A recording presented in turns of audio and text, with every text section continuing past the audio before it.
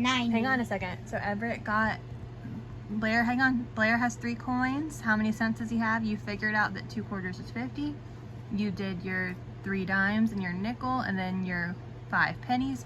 And now we got to the part where we're adding them. So how do you do 50 plus 30 plus 5 plus 5? 90. Is that right? How do you count? 50 plus 30 equals 80. Mm-hmm. The 5 with 5 more equals 90. You are right. So then you're going to put 90. You're so good at math, dude. I know. You know. That 9 needs a little work, though. It's fine. They will figure out what it is. No, let's redo it. So No, that- they will figure out. no, this is a test. Let's go back one more time.